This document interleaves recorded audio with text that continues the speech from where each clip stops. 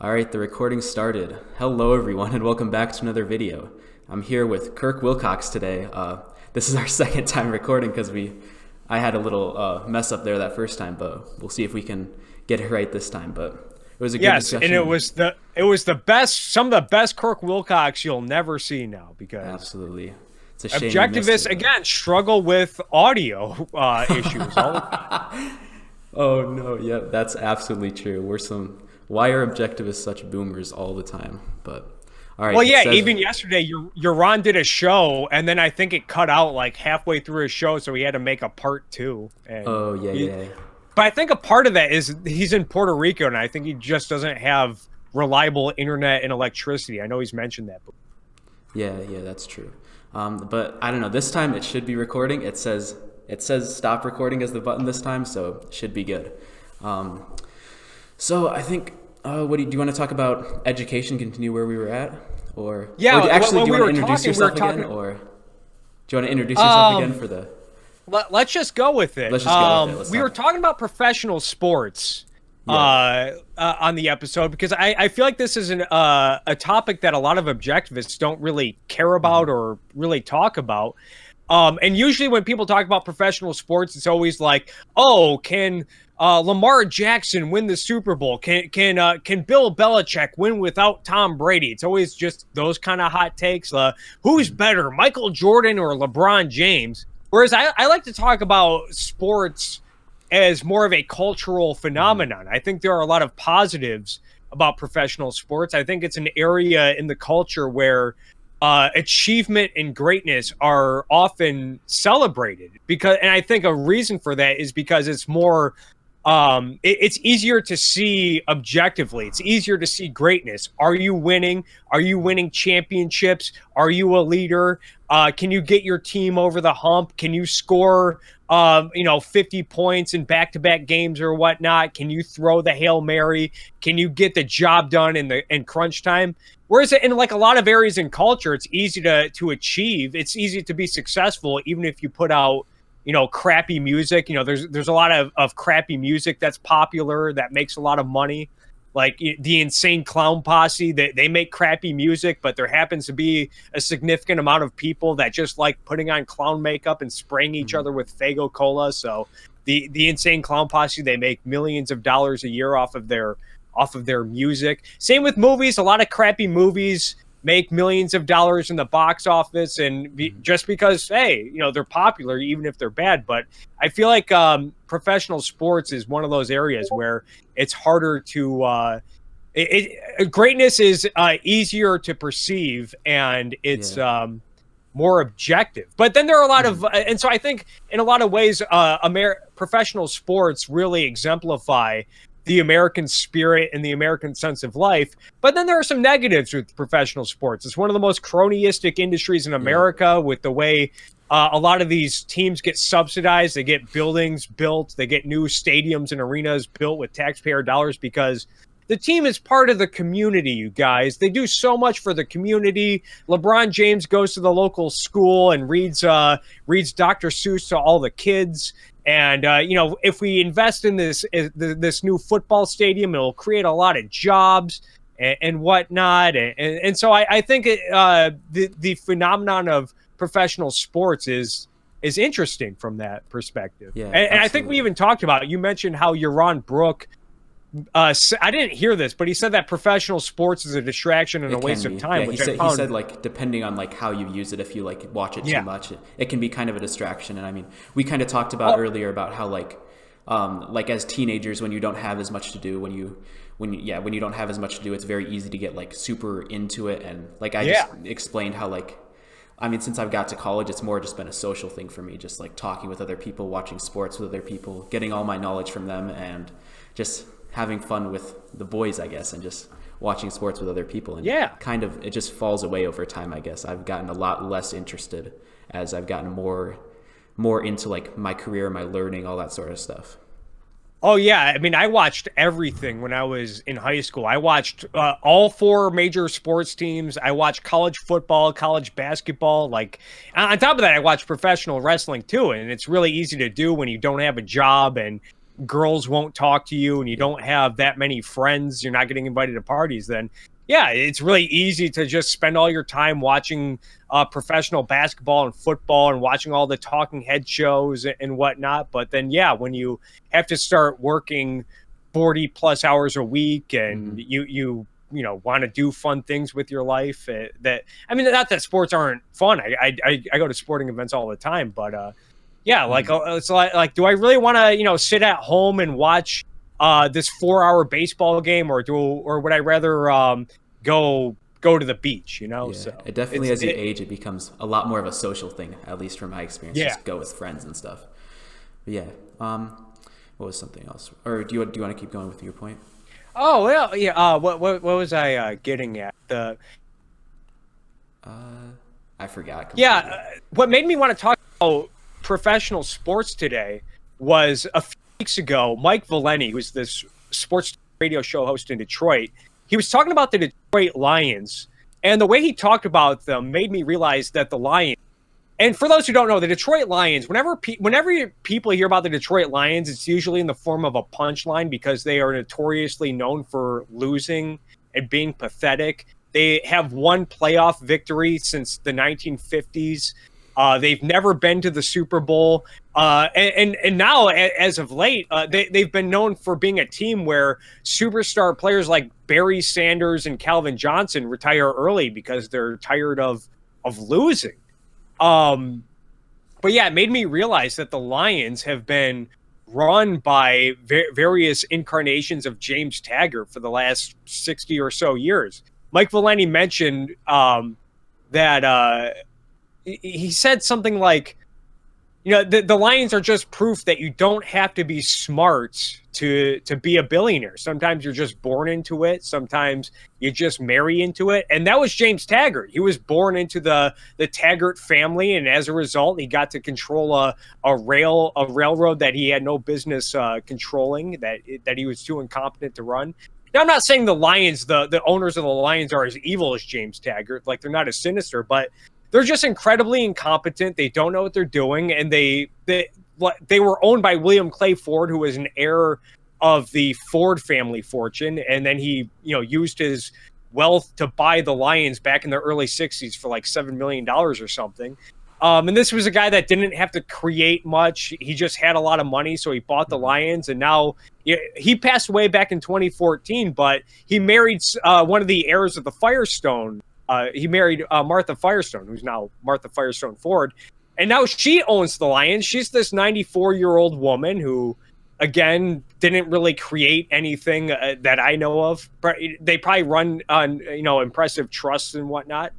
And they're owned by the Fords and the Firestones, and they don't really seem that interested in putting a quality product on the field. And this really hit home for me. Or made me realize back 9 years ago when I went to my first Lions game at Ford Field. Garrett, we talked about this earlier. You've been to a professional sports facility. Yep. I've only been to the Vikings one though, but see, the Vikings might not be a good example because they have. Did you see NFC Championship banners? Because they have 4 of them. I didn't look around too much. I'm not too interested. Okay. I just went to see the Packers play them, but I didn't see anything like that. But I'm sure, yeah. For sure. Okay, so usually when you go to a sports stadium or an arena, like you go to Staples here in Los Angeles, there are Stanley Cup banners for the LA Kings. There are NBA championship banners for the Lakers. And they also have like division championship banners and conference championship banners. You go to the Red Wings Stadium in Detroit, Little Caesars Arena, they have Stanley Cup championship banners. You go to Dodger Stadium here in Los Angeles, they have World Series banners and NL pennant banners. When I went to my first Lions game, this blew my mind. And this just showed why the Lions are constantly terrible. They had a banner at Ford Field for playoff appearances. And I've never seen that. I've been to stadiums in Chicago. I've been to both the Cubs and the White Sox stadiums. I've been to the Blue Jay Stadium in Toronto. I've been to all kinds of stadiums here in Southern California, in Detroit. I have never seen a banner for playoff appearances. And what that tells you is that the Detroit Lions are an organization that celebrates mediocrity. They basically say, hey, as long as you go 9-7 and lose in the first round, that's okay with us. We'll just put another year on the playoff appearances banner. And I think it's better to just have nothing in there, because if you're a free agent or you're a draft pick, you're coming to the Lions and you're expected to be the new face of the franchise, and you look up and you see, oh, that's all I got to do. I just got to, win 10 games and just make the playoffs. This is what passes off as greatness here in Lions land. I mean, it's pathetic. Yeah, I mean, and just in general, it just shows like when you are striving for, like when you're not striving for like the greatness, the ideal, the perfection, you are just going to settle for mediocrity. You're never going to achieve greatness. I mean, this applies just broadly to life as well. Just I see a lot of people who just want to live like the same lives as their parents, or just like live how people tell them to, and they just like strive for mediocrity essentially, and then they'll just go through life, go to college because they're told to, go work some job that they like decided on because they're like went to college, and they're like, oh, I'll just be undeclared until the last year when I finally pick a major and go in and do this job that I hate. And then, I mean, once you do that, the midlife crisis hits hard. You need to constantly have, I don't know, for me. Yeah, and why do they go to college, by the way? It's because their teacher said, hey, if you go to college, it doesn't matter what you major in. Studies show that if you get a college degree, you'll make 20% more than people without a college degree. And college is a lot of fun, and you're only young once, so go to college. Don't worry about what you want to be or what you want to study. You'll figure it out. Just follow your heart, and the money will follow. And parents tell them to go to college, so that the parents can brag, hey, my kid's going to Stanford next month. And meanwhile, their kid's getting saddled with all this student loan debt that they have no clue what they're doing. And they're not taught to really think about, hey, what do you want to do? What do you want to be? And then figure out a course of action. No, they're just, oh, well, my parents and society and my teachers and the media, they all said going to college is a good idea. So maybe I should just borrow some student loans, and I don't have to declare a major right now. I'll figure it out. Yeah, I mean, I don't know. Every time I hear somebody like say that, oh, I'm just going to go to college undeclared, or like my major is undeclared. I mean, I'm just like, oh no, that's not good. Just go to like trade school or something, or go to your community college or something like that. Like, don't go to university and get strapped with all this debt. Like, go find something that you love first. And if you find something that you need to go to university for, then, I mean, by all means, go and do it. I mean, if that's what you need to do, but that's not like necessary for everybody. I think nowadays there's definitely too many people in college because of how much it's been incentivized. Yeah, there's a lot of people in college, and people are taught to go there, and look what happens as a result. The quality of the product goes down, and the cost goes up, because now there's a demand where there shouldn't be. And when demand goes up but the supply doesn't go up, then we know the prices will go up. And I mean, we were talking about this earlier on the non-recording about how whenever the government subsidizes a business or an industry, the quality will go down while the costs go through the roof. And that was the point I made about how sports, going back to sports, about how in a lot of ways they're collectivistic in a bad way, about how the team, they're part of the community, and LeBron James, he goes to the local schools and reads Dr. Seuss to all the kids, and so the team is part of the community. So we should we should use taxpayer dollars to build a new stadium, because it will create jobs and it will keep the local team in the community. It's so great for the community to have a sports team. And it was so bad a couple of years ago. There was this viral video of this woman.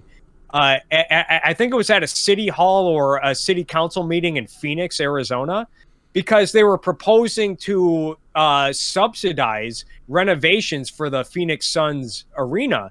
And this lady got up and she says, first, she basically went off on this classic rant. I suggest everyone go look up this video, because I'm probably not doing it justice. But she says, Robert Sarver has come to us for money before. He's come to us. He's gotten subsidies before. Meanwhile, the Suns, they haven't won anything of note, and they've gotten worse over the last decade. Don't do this to us again. If Sarver wants to renovate his arena, he should use his own money or ask the fans to pay for it. But don't come to us taxpayers asking us to pay for it. And it's like, yeah, absolutely. It's about time someone says this shit, because people just go along with it. And this happened in Detroit back in right after Detroit declared bankruptcy. Meanwhile, Detroit, the economy was still struggling. This like between 2009 and 2012. The city was riddled with crime and poverty, and the city government declared bankruptcy. Meanwhile, this new hockey arena for the Detroit Red Wings was being subsidized with like $250 million or something, and everyone was like, how does the city have all this money to build a new hockey arena for the Red Wings, but they can't even pay their bills? They're in like $20 billion in debt. Like, where are our priorities? But it's because, hey, it will create jobs. It's great for the community to have these European millionaires slap a puck around on the ice. And I hate to sound cynical about it, but no, I'm a huge fan of professional sports, but in a lot of ways, the collectivism with it gets too out of hand. I mean, and that's just one example of like how, like, you directly see, like, people are like, oh, we directly see this government stuff, like you directly see the jobs that are created from this infrastructure project, but you don't. What they don't see is that, oh no, this money is taken from a more productive use and given to this, where there could have been more jobs created there and more stuff done there, and it's just simply moved from a spot where more stuff would be created, a more productive section of the economy, to just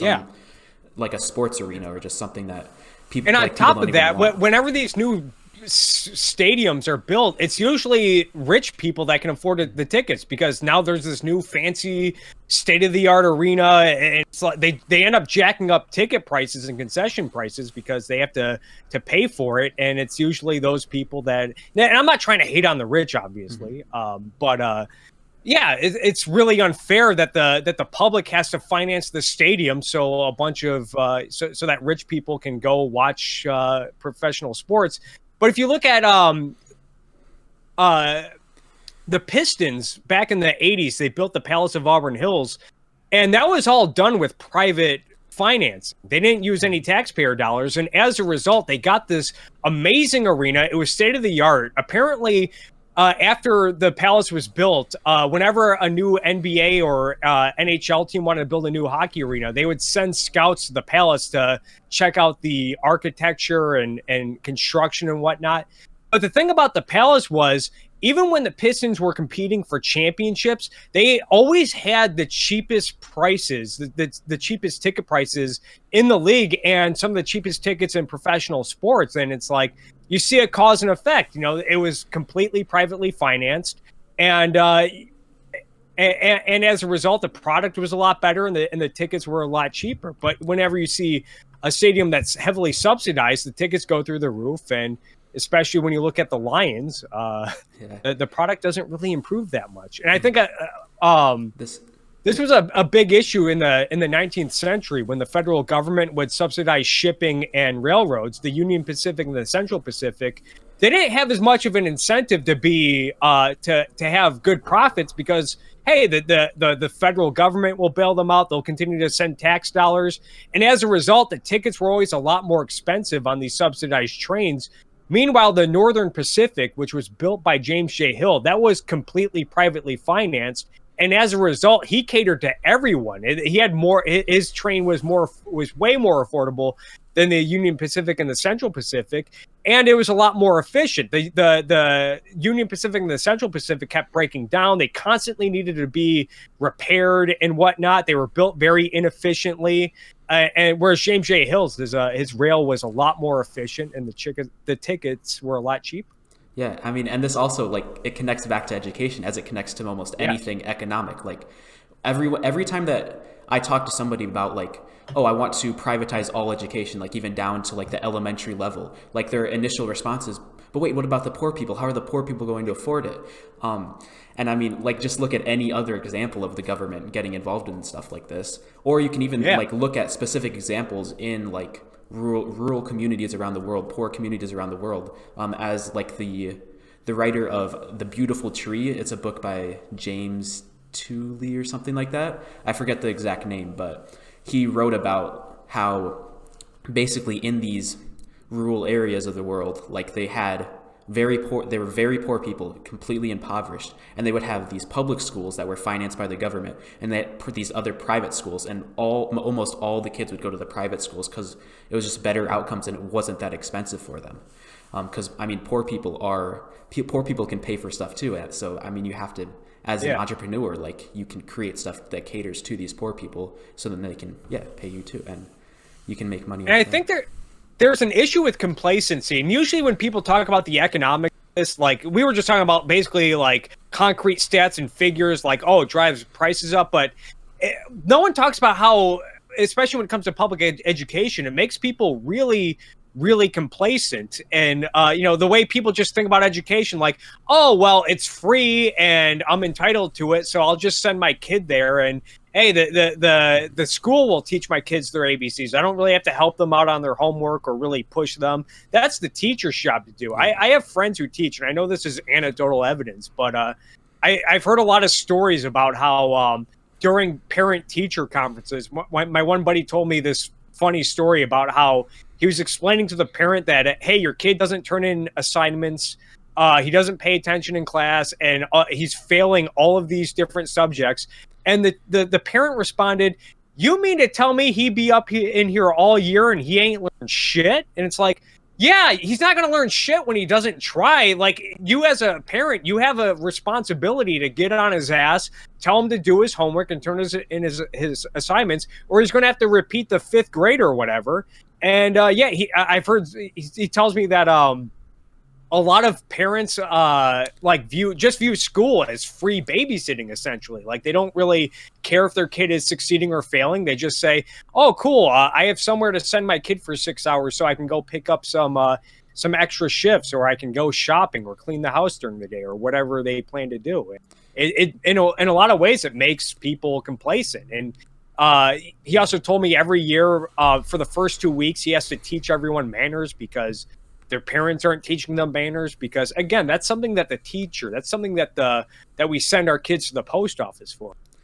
Yeah. Oh God. I mean, if these parents had to pay for it, I mean, they'd have a lot more interest in like being involved in this education and making sure that their kid passes it. Like if they don't, like, oh, you're going to repeat 5th grade. Do you really want me to pay for your 5th grade expenses again? Like, I mean, like these parents wouldn't want to do that again. Like they would have a lot more like personal incentive to get these kids educated, to keep their work ethic up. So I think private education would do a lot to improving like people's work ethic and learning, I guess, in general.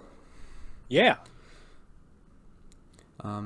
Well, especially like with like regulations, I think like no left behind, like doesn't like make it impossible to like fail kids or kick kids out of school or something. It's like, well, if a kid's there and he's not there, he doesn't care about his education and his parents don't care, and he's just goofing off in class, he's making it harder for the other students to learn. He's making it harder for the teacher to teach, and he's being a nuisance. And maybe it is good that he gets kicked out. And if the parents had skin in the game, like, hey, I'm paying $5,000, $8,000, $10,000 a year for you to go to this school.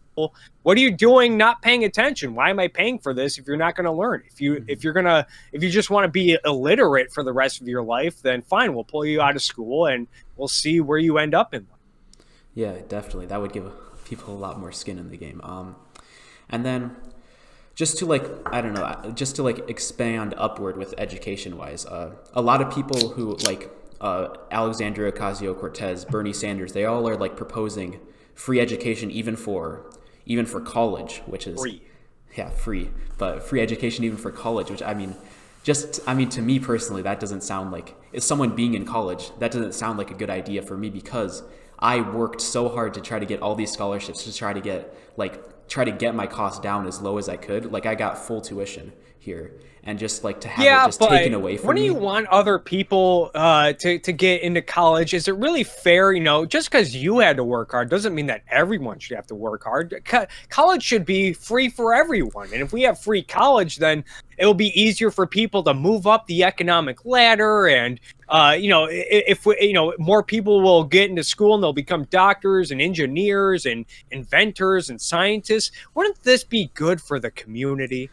That's definitely the opposite of justice there. The whole like, oh, everybody should get it regardless of how hard they work. I mean, that's just pure egalitarianism opposed to like creating a just society where people who work harder do better. And then to the whole point about like, oh, everybody can be more doctors, or everybody can get this perfect job that they want. I mean, that's not the case. There's only so many job opportunities for those people. So, I mean, what you're going to do is just what we have now, like crowd the colleges full of people getting degrees that aren't going to be useful, crowd these fields. And then you're going to have all this like lower sector work, these working class jobs that aren't going to get filled because all these people are working these jobs up here. So then they'll have to like raise the requirements for those jobs. So then you'll still end up having to pay all that because you have to like, there will be a new requirement. Oh, you have to get a graduate degree and to be a doctor, or well, not a doctor because doctors already have so much school, but like something else. Like you have to get another 4 years added on top to what you're already doing. So I mean, it'd just be a terrible situation for everybody. Oh yeah, certainly. I guess in a rhetorical point, who's going to want to be a doctor when you make the profit motive illegal, when after you establish Medicare for all, when you start imposing price controls and telling doctors to make sacrifices for the greater good because people have a right to your services. People have a right to health care. Who's going to want to be a doctor when they're going to be treated like slaves? Yeah, I mean, this reminds me of one time I was just like, I don't know, I was really bored, so I decided I was going to go on C-SPAN and watch Parliament. This was a long time ago, and I just remember listening to them, and they were talking about how to fix this great NHS, this ideal of healthcare, I guess. And I was just listening to them. They were talking about, oh, we need more doctors. How are we going to get more doctors? How are we going to incentivize more doctors to come into the field? And it was like, that's not an issue in America. We have wait lines for doctors. Like, we have enough doctors. We just, like, there's so many people just waiting in line to be doctors. We have the opposite problem pretty much. Well, that's what Medicare did. I think like a year. Oh, pausing. You're cutting out. All right, we're back. All right. So I'm probably going to cut out all the other stuff and probably link this all together, but we are back. So you said the Pistons and Celtics are playing each other? Yeah. What's the score right now? 59-57 at halftime. Celtics are up by 2. Heck yeah. Easy dubs, baby. I guess one half left, but Celtics are a second half team this year. At least at the beginning of the year we were. The Pistons are a losing team. where are the Pistons at right now? Where are they in the standings? I know they're out of the playoffs. They're 14-27. Ooh. Wait, I didn't realize they were that far in the year. It's exactly halfway through the season. And they've been talking for the last few weeks about trading Andre Drummond, which I fully endorse. Andre Drummond's the only Piston that I knew back a while ago, though. What about Blake Griffin? Oh, Blake Griffin's a Piston now? Yeah. Oh, you didn't. That happened years ago. I did not. I paid attention. I was like really involved paying attention to basketball back in like 2015, and then I just kind of stopped paying attention since then. They also have Derrick Rose, and he's actually been having a pretty good year for them this year. Derrick Rose kind of fell off, I guess. Is he on a come up again? Yeah, I mean, his career got plagued by injuries, and he's been bouncing around the league ever since he played for the Bulls. But he's been having a good year for the Pistons this year. Yeah, I mean, that's good. That's good to see that because he was an MVP a long time ago. He was the MVP, and I remember when he was in high school, O.J. Mayo was like the next big thing. He was supposed to be the next LeBron. But he was in the same class as Derrick Rose. And I remember watching a lot of their high school highlights. And watching him in high school, that guy was explosive. And I was like, Derrick Rose is going to be much better than O.J. Mayo. He definitely was. But yeah, he had a great career going in Chicago. Chicago was a title contender for like 2 to 3 years, but he just couldn't stay healthy. Absolutely. So what were we talking about when the call hung up? Something with We were talking about how subsidies drive up costs and ruin quality, and I was talking about how this happened with Medicare.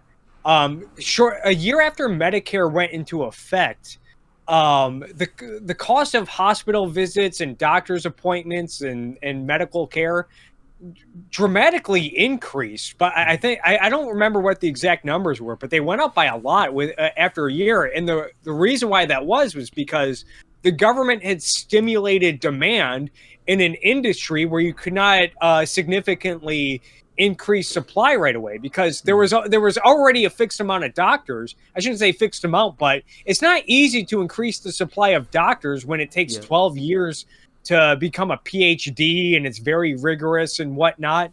And so when you stimulate demand by just giving people money to go visit the doctor, that's going to drive up the cost for people who are not receiving the subsidies, because now there's demand.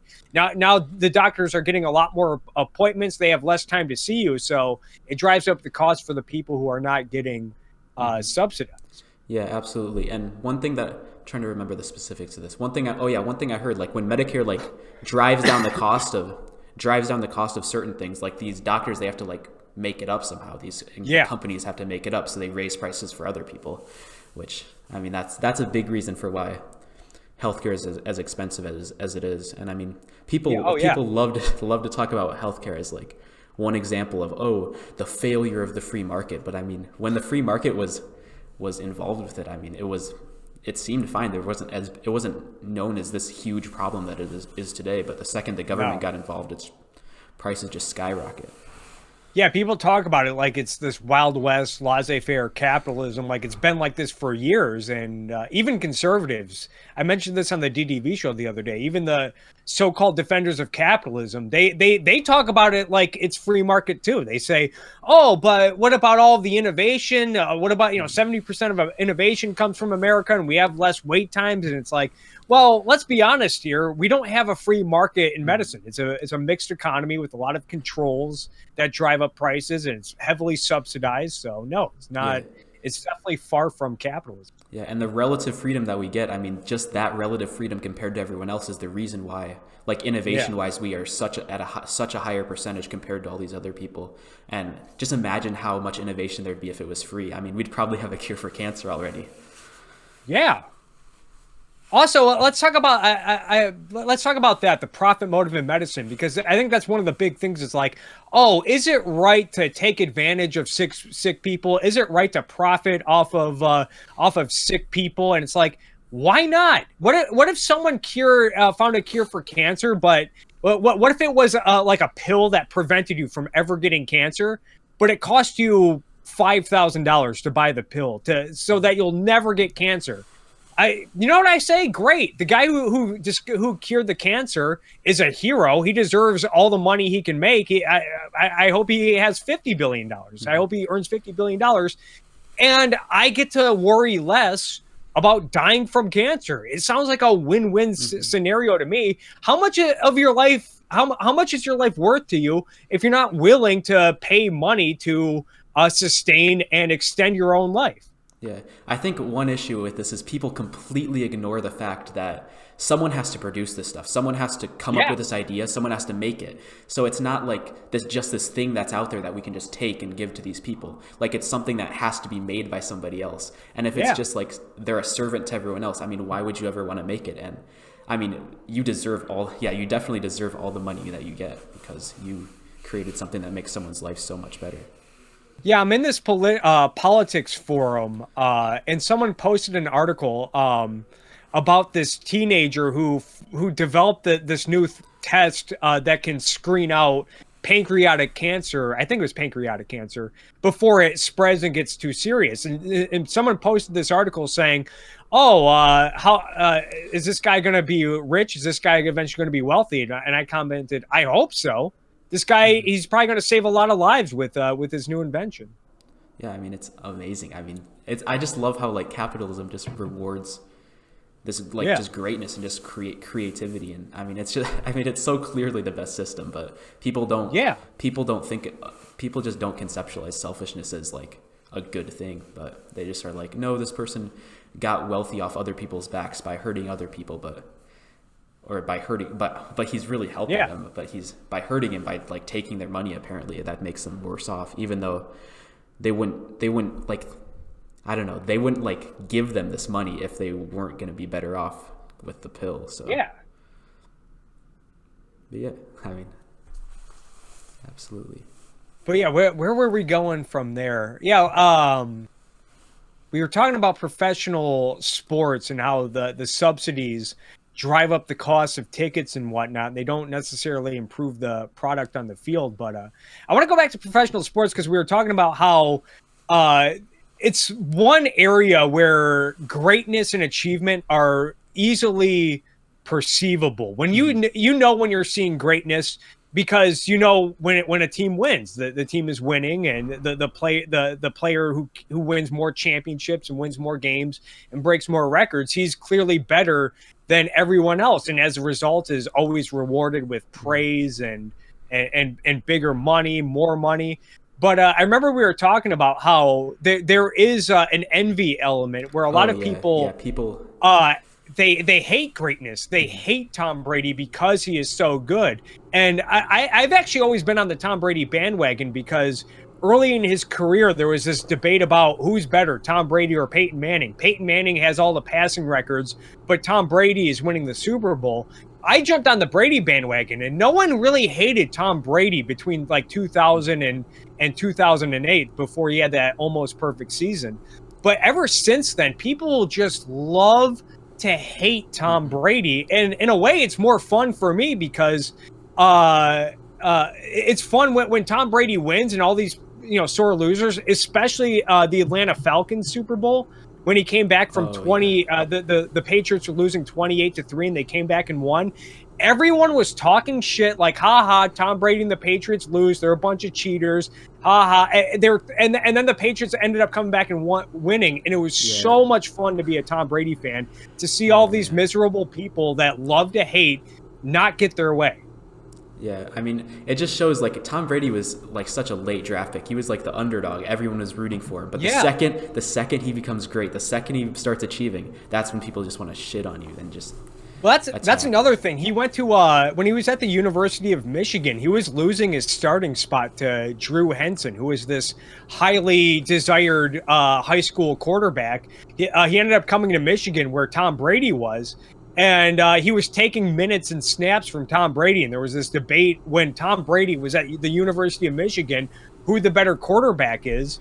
And Tom Brady ends up becoming the greatest ever and, dating supermodels. And I doubt many people under 30 know who Drew Henson even is. Oh, yeah. I'd never heard of him. That's how much of an underdog he is. He couldn't even get the starting spot at his college. Yeah, true. And then then he just came into the league and like wasn't the starter. Also, when someone got injured, then he came in. I don't know the exact history. But. I was just about to say that when he got drafted by the Patriots, they had this all-star quarterback in Drew Bledsoe who had led them to a Super Bowl. He ended up losing the game to the Packers, your beloved Packers, but he was an all-star quarterback. And Tom Brady was brought in to back him up. And then when Tom Brady took over, he was winning games.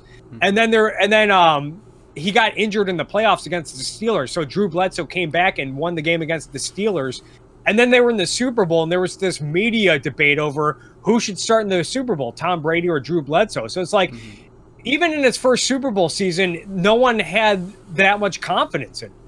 Yeah, absolutely. But I mean, now he's arguably the greatest of all time. Like, that's crazy. I mean, you're just gonna look back at his legacy. And you were talking earlier about like something with how Michael Jordan and Kobe Bryant, how they were like perceived, and like how it kind of shows like our culture like becoming more cynical. It was like how everybody just loved to praise Michael Jordan, but the second Kobe came in the league, started being successful, then people were just attacked him pretty much. I mean, if you want to.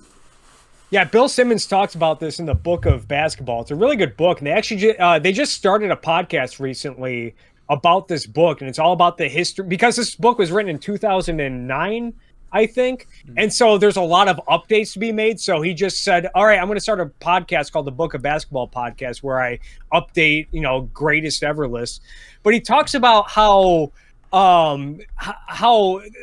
America became more cynical, and this was shown with the way America treated Michael Jordan versus Kobe Bryant. When Michael Jordan was in the league, everyone loved Michael Jordan. He was a hero. He was the greatest ever. And people were even willing to overlook negative aspects about Michael Jordan, like when he punched Steve Kerr in practice. Steve Kerr, who's now the coach of the Golden State Warriors. Apparently, Michael Jordan punched him in practice. He treated his teammates like shit.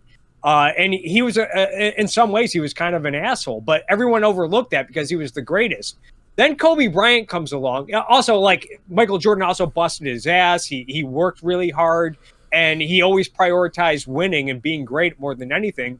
Kobe Bryant comes in the league, and he has all those same qualities. He works hard during the offseason. He's the best, and all he wants to do is win and be great. And a lot of people just hated Kobe Bryant because he was great, and they were looking for reasons to hate on him and to undermine him, and no one really wanted to. I mean, there are a lot of diehard Kobe fans, especially in Los Angeles, but yeah, a lot of people were just looking for reasons to hate Kobe, and I think this happened with LeBron James too when he was for sure. Yeah, for sure, it definitely happened with LeBron too. I mean, I remember when I was younger and a lot more interested in stuff, it was just constantly like everyone would shit on LeBron, and I mean, and then Steph Curry started coming up with the Warriors, and when they started coming up, I mean, I remember having conversations with people like, these are great people, but like, these are like, this is the new great team. I can't imagine it, but like Steph Curry, everyone loves him. I can't imagine people ever hating him and ever hating the Warriors, and then you see a few years later, they're just start winning and people start hating him again. Yeah. Well, another thing with the Warriors is that Kevin Durant just went there and then just put him way over the top. They got Kevin Durant in this fluke of a free agency where the salary cap exploded and the Warriors happened to have money. They had Steph Curry on a really cheap contract at the time too. So they were in this like a bizarre lucky opportunity where they could afford Kevin Durant, and Kevin Durant goes there and makes them like just puts them way over the top to the point where they were unbeatable. Even last year in the NBA Finals, they almost won the title with Kevin Durant hurt. Oh yeah, didn't the Raptors won last year? Right, that's crazy. Yeah, that's a crazy. That was surprising. I mean, I guess not really because Kawhi was on that team and Kawhi's really good. But I don't know. I didn't see that. I have not been paying enough attention to basketball because I did not expect Kawhi and the Raptors to win. I think before you started recording, I brought up the fact that the Pistons are playing the Celtics. For those who don't know, I'm a Pistons fan and Garrett is a Celtics fan. They're playing right now, and I mentioned that Blake Griffin was on the team, and you had no clue. Yeah, I think we were recording during that time. Oh, okay. Yeah. For sure, yeah. I mean, it just goes back to like the whole thing. Like once I've gotten to college, as I've gotten older, I've just paid less and less attention to sports because I was like very involved back in high school. I was very weird back when I was a kid because I would take like basketball stats and I'd make just spreadsheets full of like the greatest players of all time, and I'd like try to like analyze all their stats together and like calculate the greatest basketball player of all time, which back then I calculated it as Bill Russell. I mean, this was before I was a Celtics fan, but I calculated Bill Russell, but I think the championships kind of skewed the result a little bit. So, I mean, Michael Jordan was number 2, so. Well, Bill Simmons talks about that in Book of Basketball. He has a whole chapter about the Russell-Wilt Chamberlain debate, and spoiler alert, he ranks Bill Russell number 2 greatest of all time behind Michael Jordan. Yeah, I mean that makes sense. I mean, with I need to find that spreadsheet. I mean, that would be interesting to look back on and just critique a little bit. There is an absurd amount of stats and advanced stats pertaining to professional sports. There's this whole like multi-post blog called The Case for Dennis Rodman that breaks down all of his advanced stats to show that he was really underrated and undervalued as a basketball player, and like how much his rebounding how dominant of a rebounder he was, and how they put his teams over the top. Dennis Rodman, wherever team he went to, was a contender for the championship. And, he went to the Spurs. They almost made the finals twice with him. and then they traded him to the Bulls, and then they went off on their three-peat. And I think even Michael Jordan and Phil Jackson have admitted that without Rodman, they might not have won a couple of those titles. Yeah, definitely. I mean, Rodman was like back when I was in high school. I played basketball like my first year. I played for the high school team. Then I got cut, so I played Y-ball for the next couple of years. But I was like always a short big man because I'm like 5'8", 5'9", and I would just get a bunch of rebounds because like that was one thing when my dad was teaching me how to play basketball. He emphasized a lot, just like boxing out, getting rebounds, and I just became really dominant at getting rebounds. So I would like look up to like not like personality wise because Dennis Rodman's a toxic person, but I'd like look up to Dennis Rodman. That's the thing about Dennis Rodman. It's so bittersweet because he played for the Pistons. He played for the Bad Boy Pistons. He was also a wrestler in WCW. That's another thing I really liked about him. And I really want to love Dennis Rodman, but like his friendship with Kim Jong-un, I'm just like, I can't like him anymore. Yeah, no, yeah. Dennis Rodman was one of my like dudes that I loved, and Charles Barkley too, because he was like a big rebounding guy too.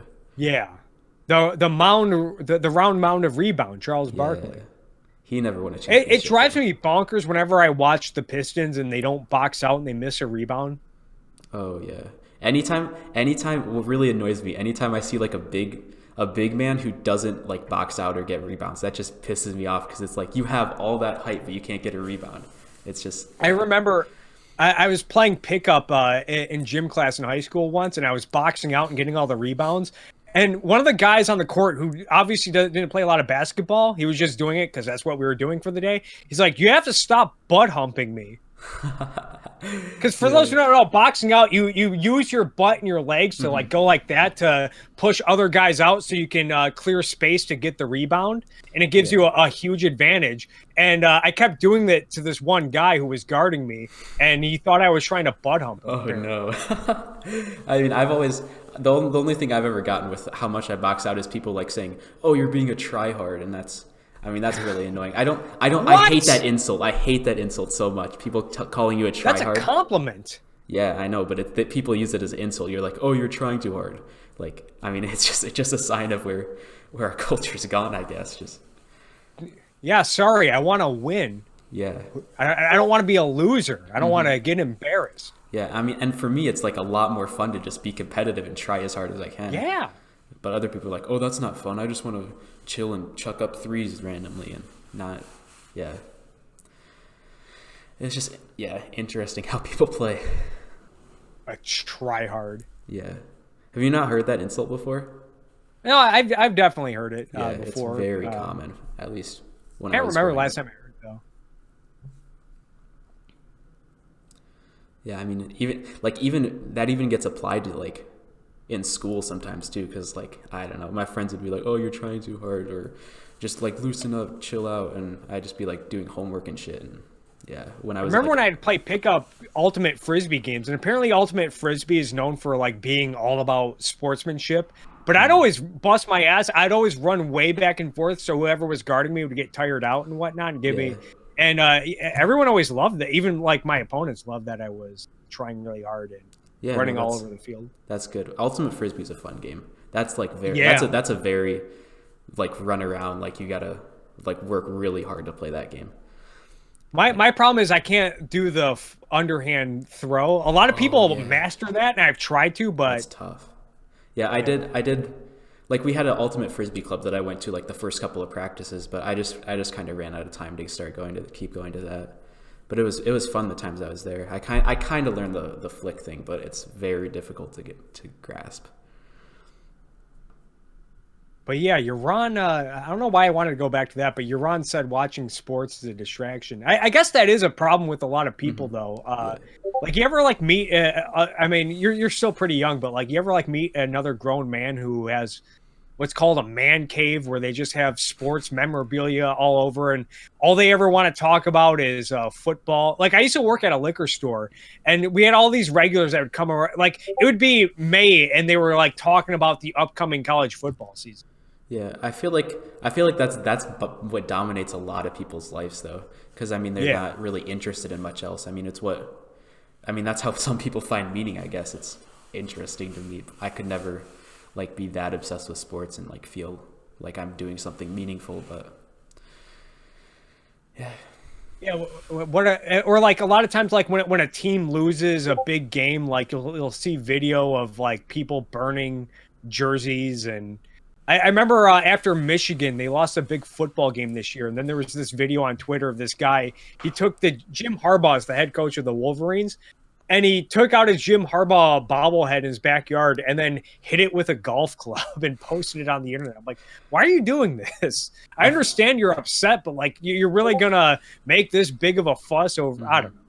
I don't know. I feel like some of those people who like have to post it are like just doing it for attention. But you're cutting it. Am I cutting out? Yeah, you were cutting out. Yeah. I mean, I feel like some people just do that for like to get other people to watch them and be like, oh, he's really mad, or like get other people maybe to react to them. But I mean, some people like are very, very into sports, and I mean, I don't get it personally, but to an extent, I guess it's fun to watch sports sometimes, and like the communities that you can get with that are fun. But I don't know. Yeah, absolutely. Actually, the last sporting event I went to was I got really good seats for the Seahawks-Rams game. That was a lot of fun. Yeah, it sounds fun. Yeah, the last game I went to, I don't know if I told you. I think I told you when we in the first recording, but it was the Vikings-Bears game where the Vikings sat all of their starters and the Bears beat it. It was such a good game. I got to see a safety and yeah, it was fun to just see all the Vikings fans really mad. That's a controversy in the NBA right now because especially with the San Antonio Spurs is that like they'll sometimes sit players for games because like, oh, we got to give our star player rest because we don't want him getting hurt. And I actually understand that because a lot of these guys, they do play too many minutes and it can really, shorten their career or increase the risk of an injury. Like if they're just exhausted and you want to throw them out there to guard LeBron for 40 minutes. Mm-hmm. But the counter to that is like, well, if I'm a fan and I see LeBron or Kawhi Leonard's coming to my town for one time of the year and I pay $200 for tickets and then I show up and I find out, oh, Kawhi Leonard, they're actually sitting him, so you're not going to be seeing him tonight. Yeah. That's very frustrating from the fan perspective. Mm-hmm. Yeah, that would definitely be really annoying. Plus, especially in football, a lot of times when like they bench a player for the last week of the season, they're like very rusty coming into the playoffs. I remember the year that the Packers went 15-1, we benched Aaron Rodgers for the last game of the season, and we ended up getting like first round bye, and we got beat by the Giants the next in that round because Aaron Rodgers was just rusty. Everyone was rusty because we benched everyone. I think you guys played the Lions week 16 and you still killed us with your backup quarterback, if I recall correctly. Yeah. Oh yeah, God. Yeah. We hate Aaron Rodgers. I remember. I don't remember his name actually, but everyone's like, "Oh, this guy could probably get a starting job next year." I think he went to like New Orleans the next year and like started, or not New Orleans, it was like the Raiders or something. And he started and didn't do very good or something like that. Well, you know who really that drives fantasy players crazy because the last week of the year is always the championship game for fantasy leagues. Oh, so if you have like Aaron Rodgers on your fantasy team and you're in the finals and the Packers bench him, you are screwed. Yeah, I mean that's why in all the leagues that I've ever played in, we've always had the championship like week 16 rather than week 17, just so that like we avoid all that stuff.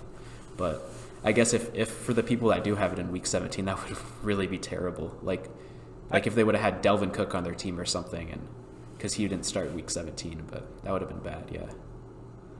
Back when I played fantasy, I won one year because the Patriots sat Tom Brady for the championship, and I was playing someone who had Tom Brady on their team, so I ended up winning. That would be terrible for him. My worst fantasy story is the first year Michael Vick went to jail and was out of the league. He was still draftable in our league, and I drafted him as a joke. And I ended up finishing first place in the league. Yeah. Well, someone this year we did like an auction draft kind of, no, it wasn't that one. We did a snake draft earlier in the year. It was a different league, but Andrew Luck had like retired the day before, so he was still like on the roster for everyone, and you could still pick him, and his value was still fairly high. And someone didn't show up, and they had to auto draft. So Oh. then they that picked happened Andrew to Luck. O.J. Simpson. Oh damn! Actually, cutting out. O.J. Simpson drafted Andrew Luck and made a video about it, saying, "Andrew Luck, what did I do to you?" And everyone's like, "Uh-oh, Andrew Luck's about to get." Oh. Are we still cutting out? We still good? Yeah, a little bit of cutting out. I think we're good. I can hear you now. All right, I think we're good. Yeah, that'd be that. I felt bad. Apparently, I'm an evangelical butt is trending. Wonder What? why. Oh, people are upset about what's his face? Jenkins, Leroy Jenkins. Who's that? No, it's not Leroy Jenkins, is it? No, who's the popular televangelist? I'm not sure. He's a guy that like makes millions. Oh, cutting out again. Shit. Stay on.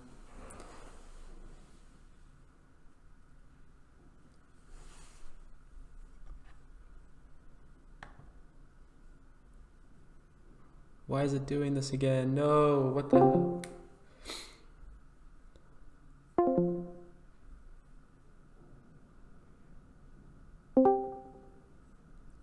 Oh no! Oh, we got it. I was about to stop the recording and keep it going. All right, there we go. We're back on. So Leroy Jenkins. Got it. No, it's not, I can't remember the name of that popular televangelist.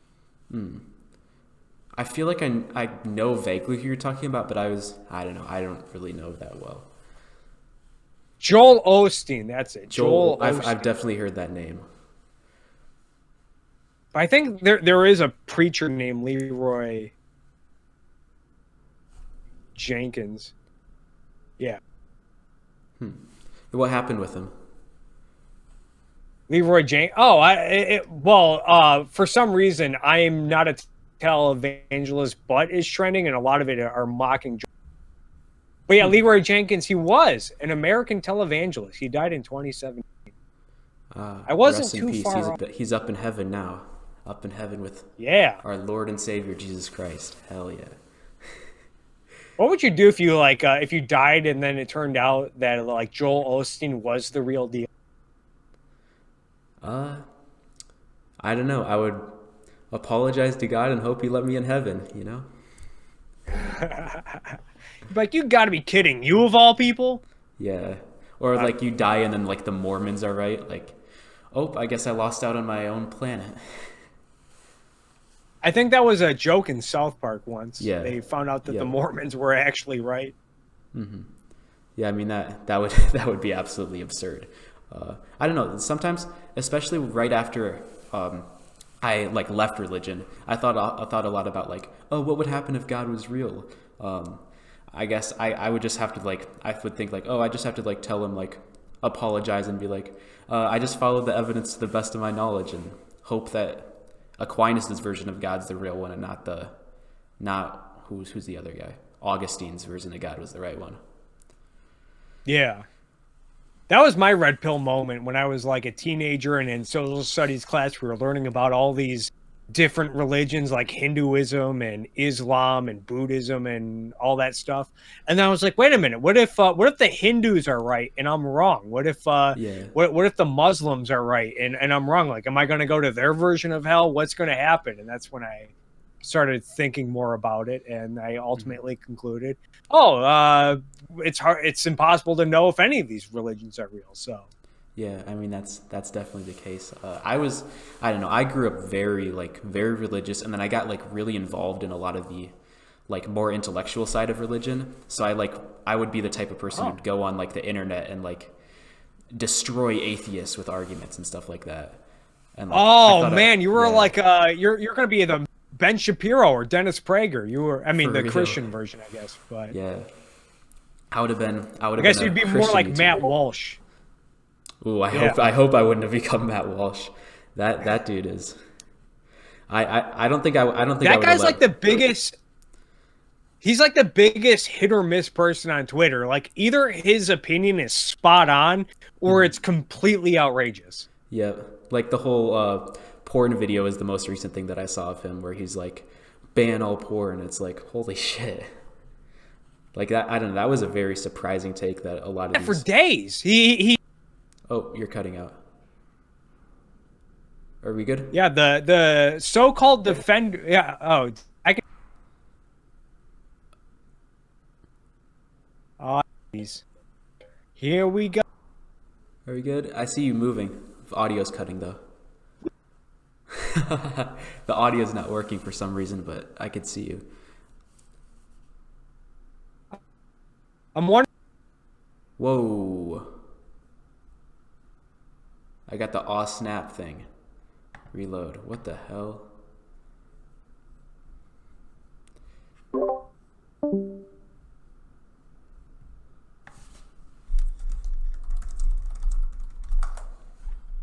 Holy shit. This is bad. Why does it keep happening? Turn on camera. All right.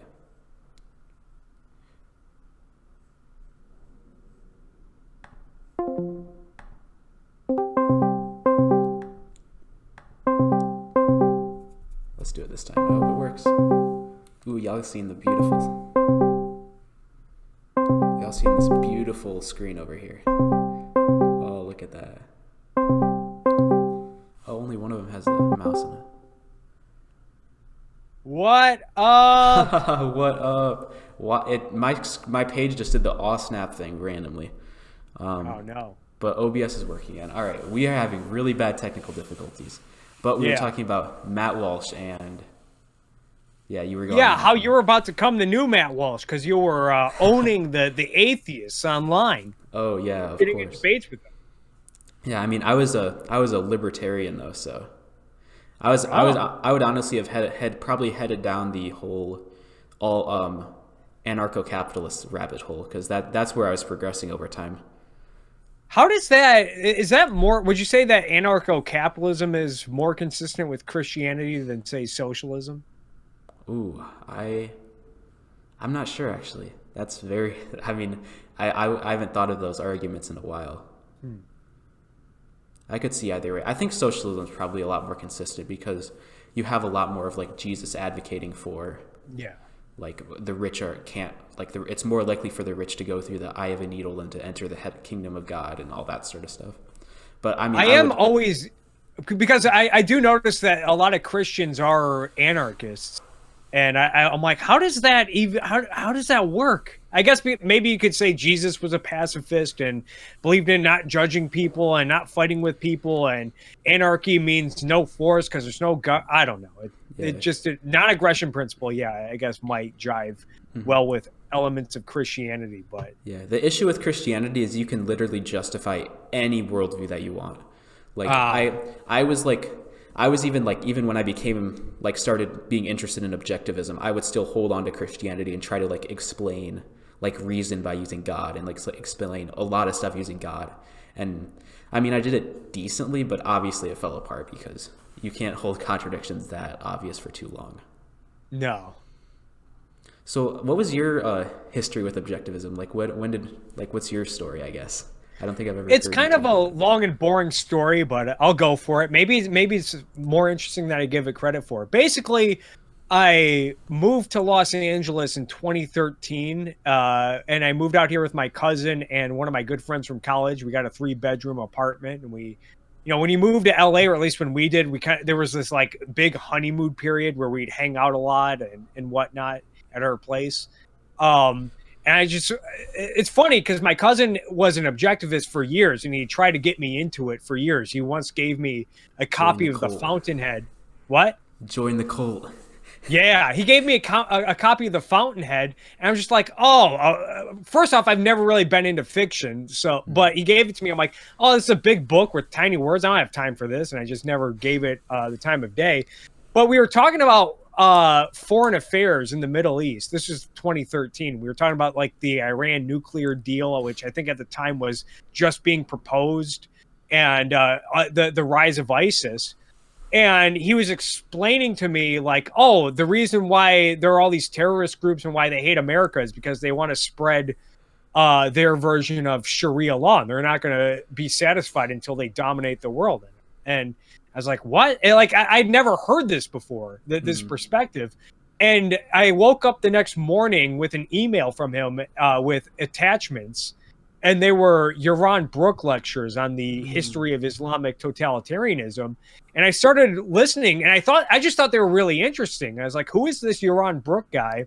Yeah. And I looked him up on Google and YouTube, and I found other lectures he did about like capitalism and free markets and the history of capitalism and whatnot.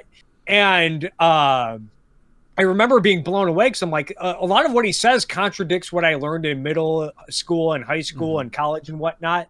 So I fact checked him, and it turned out he was right about everything. Like I couldn't find any information that contradicted what he was saying. And so I just got more into Yaron. I bought his book, Free Market Revolution, and just from there, I got more and more into objectivism. I started buying the Ayn Rand's nonfiction, like Capitalism, the Unknown Ideal, and A Return to the Primitive. And I just thought her essays were brilliant and eye-opening. For sure. Absolutely. So. Yeah. Yeah, Yaron is definitely like a really, really good advocate. I feel like, at least. I mean, there's some people that like critique him a lot. Like I know Charles too did, and the like Rucka sometimes does. Although I think that was more like some of the stuff that he heard from Tu at the time. But well, especially like recently, he went on David Pakman's show and like had a gaffe on epistemology. I forgot what, but a lot of people shat on him for that. Yeah, because David Pakman said like, Ayn Rand claims that existence is identity. Isn't that like kind of like Deepak Chopra? And Yaron was like, oh, she never said that. But I mean, that was a mistake, but he did very well throughout the rest of the interview, as I felt like. Yeah, I can maybe get the perspective, like when you get into objectivism and you start like the people who are more familiar and knowledgeable about like the epistemology and whatnot and really integrate it, like, and then you watch Yaron and like he just talks about politics and ethics, like I can understand where like he admits that epistemology is not his strong suit, and he usually defers to Greg and Onkar when it comes to issues of epistemology. I can kind of maybe understand like, oh, like Yaron's for like, you know, new objectivists or whatnot, but no, I still watch and listen to all of Yaron's stuff, and I really enjoy watching and listening to him. He definitely has a lot of good like insights and like facts that you can use to like talk about the points a lot more. Because I don't know, for me personally, when I talk about politics with people, one thing that I struggle with is I always like go straight to ideas, straight to like concepts, and like try to bring it down to ethics as quickly as possible. But a lot of people don't want to do that, and they'll just throw facts at you and throw all these statistics at you, and like I'm not interested in that. So like having Yaron sometimes like gives me like good responses to a lot of those statistic stuffs. Yeah, and I think another good thing, another thing I just really like about Yaron is he never pulls punches. Especially when he talks about politics, he craps on Republicans sometimes more often than he does to the left. And I think a lot of objectivists, I'm probably guilty of this too, they obsess over how horrible the left is, and they seem to be more forgiving when it comes to conservatives because Ted Cruz might pay lip service to Atlas Shrugged on the Senate floor or whatever, and they pay lip service, but it's like, yeah, but especially when you watch like newer conservatives, they are more than happy to throw Ayn Rand into the trash, and in a lot of ways they're more hostile. Yeah, and you see people like, I don't know, people like Nick Fuentes, for example. He's like all about workers' rights, and I mean that's the new right. That's what's coming in. It's these. He's like all pro workers' rights, all pro like we need to get the government involved in the economy. Just so long as we keep out these Mexicans and keep out the immigrants and stop letting Israel control our foreign policy. All those stupid. Or you look at Charlie Kirk, who makes Turning Point USA memes with Ayn Rand on the front, and I know he's worked with Yaron and has made clips of you, but then he'll say things like he'll make a package deal out of atheism and left-wing politics, and he constantly shits on atheists and doesn't get it. And it's like, well, this guy's doing a lot of damage if he's the voice for capitalism and tries to justify it on mysticism and shitting on atheists. I think he does Like, I don't think that's good. Yeah, I would prefer it if all those people like Ted Cruz, Paul Ryan, Charlie Kirk just like disavowed Ayn Rand, kept her out of their lectures because they are not good advocates for capitalism. We need real advocates like Yaron Brook or people like us who are objectivists and have an integrated philosophy to defend capitalism. Exactly. Also, Yaron just seems to be really knowledgeable, especially like on history. Like, I know he grew up in Israel, but like he's especially good at like finance and economics. And it's like, even if you read like some economics books, like sometimes it's really hard to analyze economics, especially like on a macro level. And when you don't, but I don't know, Yaron seems to understand it better than a lot of people. Yeah, I mean, macroeconomics is a very like iffy subject. A lot of times I question if like we should be like analyzing economics from such a large scale perspective and like trying to like have the government involved in like pushing and pulling different levers. And I don't know. I learned macroeconomics from my high school textbook was written by Paul Krugman. Oh my God. Yeah. No, I was like, holy shit, this is He's in public school? I mean, that doesn't surprise me because from what I remember, like my teachers in high school were very Keynesian in the way they talked about like the Great Depression and World War II, and world wars are great for an economy because you get to build tanks and that creates jobs and all. But wow, they actually have Paul Krugman textbooks. That's no, it's bad. Terrible. It was in a class with like a very Keynesian teacher. He was actually the debate coach at the time, and actually he like one of the first times that I heard about Ayn Rand was from him because he had all these posters of like philosophers in the back of his classroom, and Ayn Rand was one of them. So I would look at her occasionally and like see that, but he would always crap on Ayn Rand, like hate on her.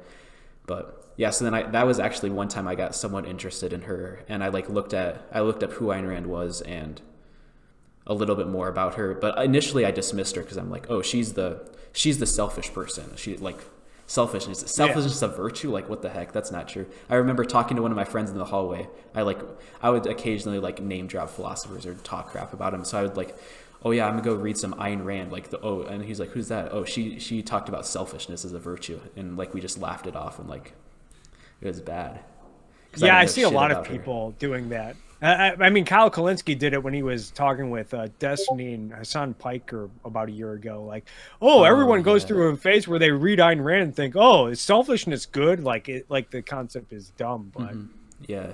What's your story? How did you get into objectivism? Well, so I don't know. It was either that the first time I heard about her was either at that time in the debate room, seeing her in the back. But I also think I saw her on like political compass memes occasionally. So then I would look into her and like see like, oh, selfishness, haha, selfish is a virtue. But then I like actually like looked up ARI and looked at their page and read through some stuff, and I was like, this is interesting. I like some of their arguments. There's some interesting arguments here. And then I found Yaron Brook and watched some of his videos. And I remember like a few months after I shitted on Ayn Rand, like to one of my friends, I saw there was some article by the Ayn Rand Institute that like one of my teachers gave me. Like that was like there was like something from both sides of an argument. It was related to Christopher Columbus, and there was an article from the Ayn Rand Institute, I think, if I remember correctly. I think it's probably written by Thomas Bowden. I think I read that same article, but I know he did a speech. I think it was for ARI a long time ago, where it was the whole speech was about. I think it was called Columbus Day Without Guilt. Yeah, so that might have been it, but I just remembered recognizing Ayn Rand on that, and I was like, oh, Ayn Rand, I like some of her arguments. I mean, this is actually written really well. So, and I like continued looking into Yaron Brook, but I was like still passive about it, like not super into it. And then I watched Rucka's interview with Dave Rubin, and like just the way that Rucka talked about stuff, like he was pointing out facts in the culture and like developments that was like, this is clearly true. Like this is so obvious to me. So then, but I think I remember you talking about that on the DDV show, but it's interesting. It seems like a lot of people got into objectivism from that Rucka appearance on Dave Rubin. The only reason I clicked on it too is because it was Rucka Ali, the parody rapper. I was like, wait, why is he on the Rubin Report? So then I clicked on it, watched, and I was like, and he kept mentioning the Fountainhead and talking about how much that changed his life. And there was a quote that he had in there about like how Roark looks out and is like, I don't care what any of these people think about architecture. Why should I care what their ancestors think? And I was like, holy shit, this quote is like good. So then I read the Fountainhead and like I was like, oh yeah, I finally put the Fountainhead on my reading list and I started reading it, and it was like every line, every page was like so true and so clear to my life. And I saw looked at myself, introspected a little bit and saw myself as Peter Keating in most of my life, and saw that as being a reason for a lot of like the sadness that I felt in my life. So then I was like, oh, I need to become more like Roark and become more like this guy. And then I was also watching Rucka a lot in the background over the time. And then he had this dude named Charles Two on one time for like a 6-hour conversation, and I watched that. And then I began watching Charles Two's videos. And over that summer, that was when I like began converting to objectivism, and like Charles Two essentially converted me. And then I remember like near the end of the summer is when I like really started considering myself an objectivist. And that's when I started watching like Leonard Peikoff's lectures about like OPAR and that sort of stuff. I didn't get very far into it, but because I got the book, but yeah, and that's around the time when I told my parents that I'm an atheist, and that went over decently. It wasn't terrible because they're fairly like secular religious people and they're okay with it, but they still wanted me to go to church, and that caused a little bit of conflicts. But yeah, and then yeah, what was I? Oh man, I had something. Oh yeah, I did a stand-up show a few weeks ago at this bar, and I'm still not over. I mean, it's probably wouldn't have mattered, but I saw some guy he came into the bar and he had a hoodie with a Howard Roark quote on it, and I was so excited. Like I was waiting to go on stage because I'm like, oh, I have a good joke for this. But then he left before I went on stage. But I really want to say, wow, this guy's my target audience, because the book literally starts with Howard Roark laughing. So you better be laughing. Perfect. I like that. But I never got to use it because he only had a beer and then left. Yeah. I gave a lot of people the Fountainhead ever since then. I had a girlfriend at the end of my senior year who I gave the Fountainhead to, but she ended up breaking up with me later. But so I mean, she still has it, so I don't know if she's going to read it or not. But I also gave my mom a copy and one of my friends here at college a copy. So they're both reading that right now. Nice. Yeah, it's the only tough thing was when I had to explain the rape scene to my mom. I guess Ari Shafir, the comedian, I guess he read the Fountainhead. I guess like some girl he was dating gave it to him, and he said it completely changed his life and the way he thinks about doing comedy and whatnot. Oh yeah, absolutely. Like absolutely. I consider the Fountainhead as like the book that changed my life. Absolutely. I still got to read it. Oh, you got to. It's so good. I'll probably start it after I finish Atlas Shrugged.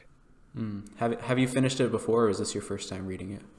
I'm still on my first time. I'm like, I think I'm at the point where, spoiler alert, where Reardon and Francisco get into a fight. Like Francisco comes to see Dagny or something, and then Hank Reardon shows up and they get into a physical altercation.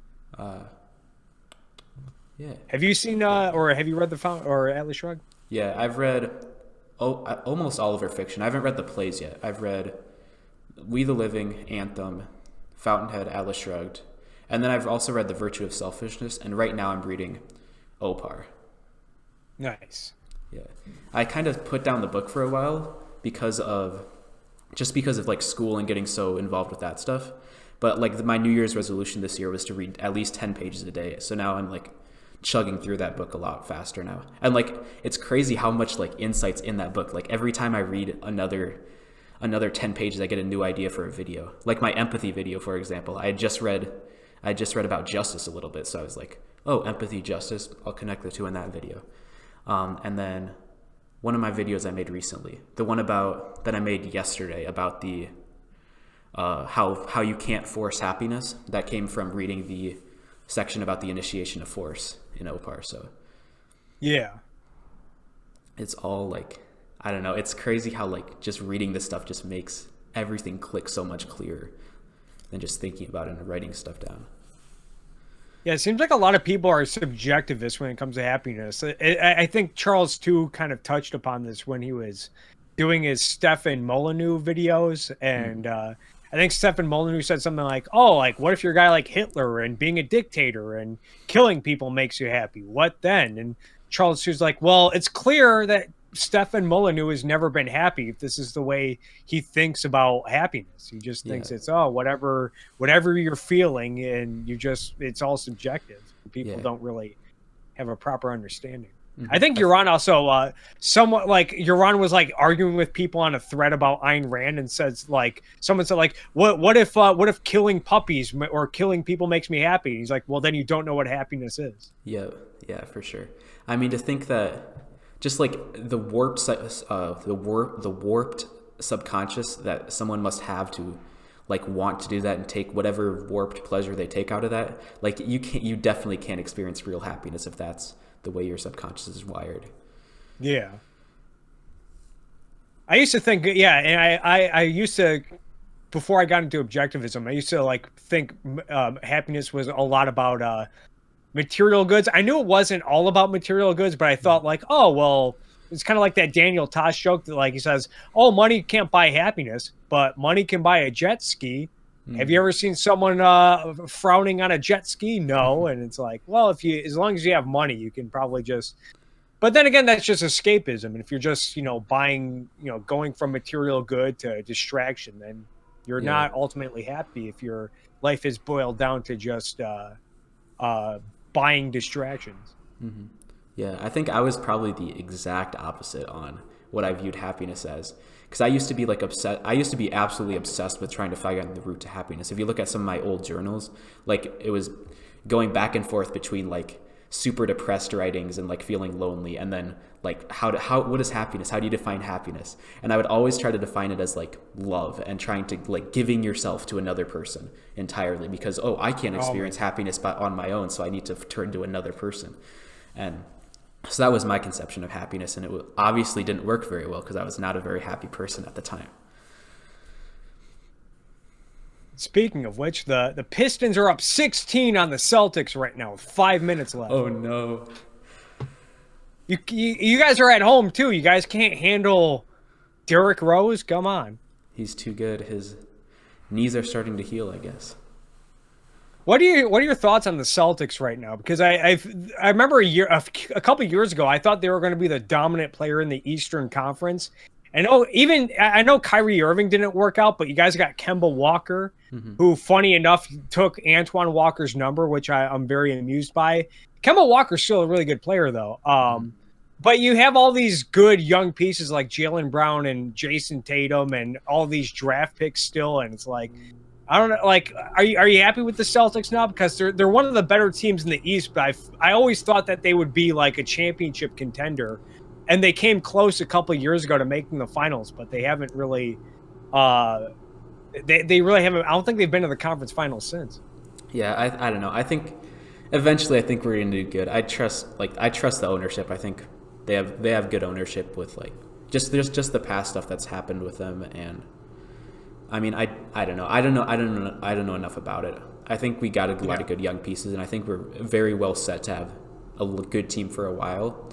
But so I'm sure eventually we'll find some success with like a championship or something, but we'll see. And I guess it doesn't help that, Giannis just came out of nowhere and is now suddenly the best player in the league, and is just whooping all kinds of ass in Milwaukee right now. Mm-hmm. Yeah, he was always that player I would play 2K13 my career, and there was always like this one player whose name didn't fit in the draft slot every time that draft day came, and it was Giannis. I was like, who is this guy? Why is his last name so freaking long? And then he just became like one of the best players in the league. It's crazy. I love him. He's such a good player. Oh yeah. I don't know. It sucks that he beats us every year, but Bucks fans too. Because the Pistons kind of had this with Ben Wallace, where we got this unknown, undrafted guy, and no one really wanted him, and then he just exploded out of nowhere in Detroit and ended up leading to a championship. And I have to imagine that's what Bucks fans feel right now. They have this dominant player who's a lot better than Ben Wallace, and he might carry them to glory. And for those who don't know, the Bucks have not been good at basketball since they had Kareem Abdul-Jabbar in the early 70s. They made a nice run in 2001 when they had Ray Allen and Glenn Robinson, but They only made the conference finals that one year, and they lost to the Sixers, and then they ended up not even. I don't think they didn't even make the playoffs the next year, 2002. Yeah, I don't know. I was 1 year old back then. Oh yeah, I keep forgetting you're a baby. Yeah, pretty much. Didn't the Bucks have some good team back in the 80s? I don't know. I was looking at like history stuff a while ago. They had some decent players, I think, back then, but I have no idea. I think they were really good on offense in the 80s, but never really made any noise in the playoffs. Yeah, that makes sense. That's another dilemma when I think about sports these days is like, if you're a player, because especially when I was younger, I didn't get this. When I was young and I watched these athletes, and I'd always be amazed, like, why would you want to switch teams for more money when, like, you'd be better off on the team you're on? And don't you want to win championships and MVPs and have this legacy? But now as an adult, it's like, these guys have, like, such a limited time to make millions of dollars, especially if like you don't come from a good background, if you come from a poorer background, and it's like, oh, I've been blessed with this godlike athletic talent, and I only have like 5 to 15 years to make millions of dollars. Then after that, I'll be set. I'll have all this money to live off of for the rest of my life. So it's like, I imagine that's not easy to balance, where like you just want to be winning and win championships, but at the same time, you also want to make as much money as you can with in a limited time. Yeah, I know a lot of people, a lot of like really rich like sports players, that, like after their career is done, they don't, like a lot of them just are poor right afterward because they squander all their money. They don't think long term at all. I think that's starting to change ever since that ESPN 30 for 30 broke came out, and it talked about the epidemic of all of these athletes who eventually went broke like soon after their career ended. And I think both the NBA and the NFL now have like mentorship programs where they, you know, after you get drafted, you're sat down and you're like, hey, you don't know how much, you know, if you twist your knee the wrong way, it could end in a second. And, you know, you can't, you know, just be spending all of your money, all the money you make, because you don't know how long your career is going to be. And once you're out of the league, what are you going to do? Yeah, that's probably a good thing, because I mean a lot of these people grew up in like very much like in poverty, and then they come out like not really ever learning how to like manage their funds. Yeah, they just like they get into the NFL. It's like, wow, I'm super rich now. I can do whatever I want, and then it just. Well, for a lot of these guys, it's worse. I read a book a couple years ago. I think it was who wrote it. I got it on here. It was called Boys Amongst Men. It was by Jonathan Abrams. I wanted to say J.J. Abrams, but I know he didn't write the book. But it was about the phenomenon of players going from high school directly to the NBA. And he was talking about, and a lot of the some of these players end up being superstars like Kobe Bryant and Kevin Garnett. But a lot of these guys had lousy careers, and some of these guys were out of the league like in under 5 years. And they talked about like one of the issues with that is these guys, they come from poor backgrounds. They're not taught responsibility. And to make matters worse, if you're someone like a Kwame Brown and you get drafted by the Washington Wizards with the first overall pick by Michael frickin' Jordan, and suddenly you're now the looked at as the face of the franchise. You're going to be the guy that turns this team around. And when it doesn't happen overnight because you're still 18 years old and you don't know how to carry a multi-$100 million business on your back, the local sports media crucifies you, and they talk about how much of a disappointment you are, and you're just grilled by even the national sports media, and they talk about how damaging that can be to a player's psyche. And then on top of that, you know, a lot of times with these athletes, like they make millions of dollars, and then everyone in their family comes out of the woodwork asking for help, asking for favors and whatnot, and how much of a nightmare it can be for these young players who aren't prepared to be celebrities yet. Oh yeah, for sure. I mean for them, I mean that's why they should probably go to college, just so that like if something bad does happen, I mean, then they gotta have something to do as like a backup plan. I don't know, when I was when I was a little kid, the NBA is actually reversing this rule, because around 2005, it was 2005, they instituted a rule that said you either have to go. You have to be a year removed from high school, or you have to go play a year in college. But yeah, no more high school to NBA. And I guess they're reversing that like this year or next in this year's draft or next year's draft. But yeah, for a while it's like, yeah, we can't have these owners risking the future of their franchise on an 18-year-old when the scouting isn't there. A lot of these high school games aren't taped or televised, and sometimes it can really set your franchise back if you draft the wrong guy. Mm-hmm. Yeah, I don't know if 1 year would be like mean much though. Just taking like a few classes for a year, or like not being in school for a year. Like you're still a 19-year-old without any like college education. I mean, unless you went to like a community college, but you're not going to get drafted if you went to a community college after high school. I think Sean Kemp got drafted out of community college, but actually, that's crazy. Yeah. But what was I gonna say? Yeah. Well, that's one of the criticisms with the 1 year rule. First off, it's done a lot of bad with college because a lot of these programs just focus on getting what they call one and done guys, and so it's hard to build a competitive basketball team when your star player is going to be gone after a year. But pertaining to the NBA, 1 year is probably not enough for a lot of these guys who should probably spend 2 or more years in college. Yeah, for sure. But then the argument against that is like, oh, what if you play college ball and in the second year, again, you twist your knee and then your career you don't even get to have a career because you were forced to go to college. I don't know. It's really hard to figure out tough. What the that's right standard is. Mm-hmm. And that's ultimately just got to be like an individual decision for the player where they just weigh those risks and decide like, oh, what should I do? And then do it on their own. I guess that's a big reason why Tua, the college, the quarterback for Alabama, I think he's only a sophomore and he just declared for the NFL draft because he battled injuries his second season.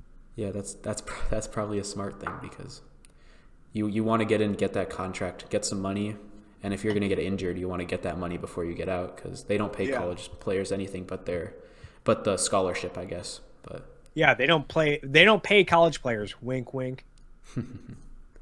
Yeah, that happened with Maurice Clarett. That was a big story. Was he played 1 year at Ohio State and had a really awesome season, but he got banged up throughout the season. And he wanted to come out immediately, and I think it got challenged at the Supreme Court and whatnot about whether or not the NFL had the right to set rules on who gets to come into their league, and they ultimately sided with the NFL. And Maurice Clarett never, because when he declared for the NFL draft after his freshman year, he couldn't play college ball anymore. Oh, it froze again. I have terrible internet.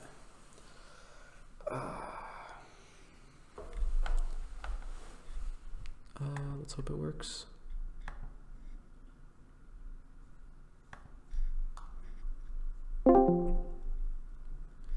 Are we here?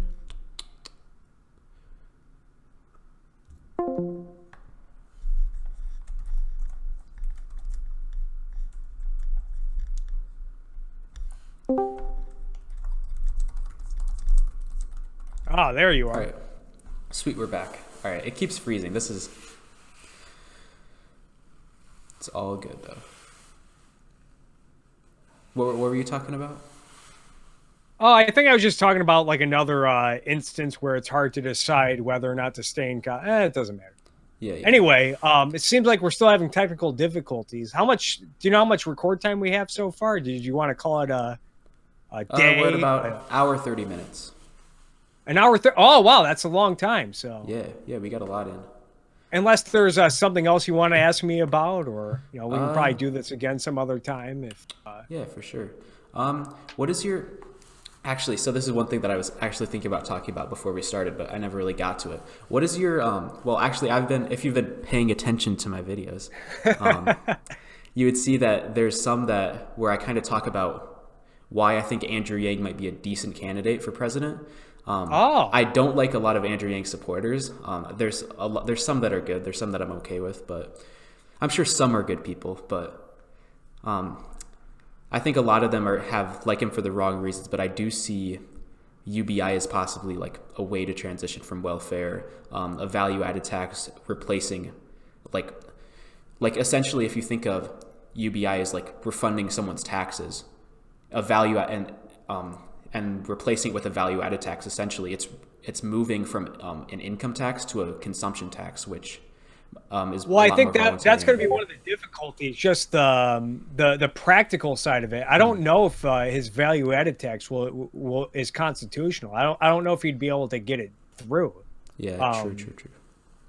Yeah, I mean, but no, I was on a debate show called The Best Debate in the Universe, and we talked about UBI. And actually, I took that side just because I was trying to have fun. I'm like, what if I argued this? And I said, yeah, I'm against UBI on principle, but I might be open to the idea of UBI replacing all existing welfare programs in the United States. But I don't think it would, because I know Andrew Yang says, oh, if you like the welfare benefits you're on, you can just stick with that and not take UBI. But I think he's also an advocate of Medicare for all. So actually, with the Medicare thing, this was a big controversy with. I watch a lot of progressive YouTubers like Kyle Kalinske and like a lot of people like that. When he actually released his Medicare plan, it was not Medicare for all. It was the most conservative healthcare plan of any of the other Democrats. Really? So yeah, that made me really happy. That made me feel like, I should kind of be more of a Yang supporter. Okay. I just thought I remembered him saying in an interview that he wants Medicare for all. But yeah, that's why it was a controversy. He has it on his page in his commercials. He says Medicare for all, but like all the like Kyle Kalinske, Sam Cedar, all those people like when his healthcare plan was released, they're like, Andrew Yang just lied to us. Like this is not Medicare for all. He was doing it for the name, not the policy.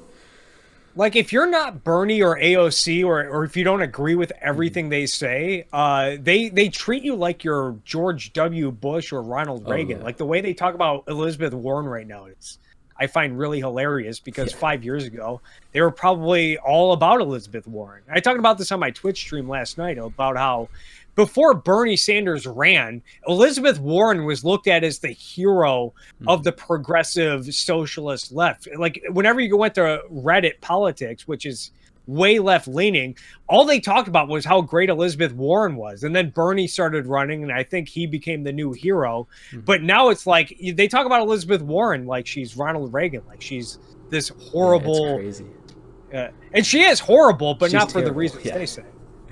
I would honestly be more scared of her than Bernie, because she gets stuff done in office. That's what Euron talks about a lot. Like she got the Consumer Financial Protection Bureau or whatever that was, or she got a lot of stuff like that. But yeah, going back to Andrew Yang, I think Yang is really good, sounding reasonable and open to new ideas, open to debate. He doesn't come off as authoritarian. Like when he just sounds like a guy you can just talk with and he can break things down for you. But he is explicitly an authoritarian. I know like multiple times he's tweeted stuff that's just flat out outrageous, like saying, oh, we can't have these for-profit drug companies advertising on TV. It's like, well, you're violating the First Amendment then. Why don't they? Why is it wrong to advertise on TV in the goal of eventually selling products and making money? Why is it okay for everyone else to do it, but not Advil or Tylenol or whatever? But but I would say Yang just his character, I would say, is definitely better than most of the Democrats. Him and Cory Booker always struck me as more friendly than people like Warren and Bernie Sanders and Kamala Harris, who I think are all more. It's more clear that they're authoritarian and they just want to tell everyone what to do and how to live. Yeah, the thing with Yang, he seems like just like very much a pragmatist. That's my biggest issue with him, and that's why I'm not as much of a fan of him. Plus the whole automation thing. I should add, because I hate how his fans talk about automation. I'm sorry to interrupt. It's clear that people like Bernie and Elizabeth Warren, they are motivated by envy and hatred and contempt for the rich and the successful and whatnot. Like that just oozes out of them. But with Andrew Yang, you don't really get a sense that he's motivated by hate or envy or anything. You get the sense that he's just trying to do what's right and he's trying to make the world a better place. Yeah, for sure. And yeah, he's just very much a pragmatist, and I mean, my problems with him, he's like very much a pragmatist. He wants all these little policies, all these little government tweaks to things, and just wants the government to like structure a society. That's very much in his ideology. Plus, there's the whole automation thing, which I think is completely overblown, completely overhyped, and I hate. I hate when his supporters talk about it.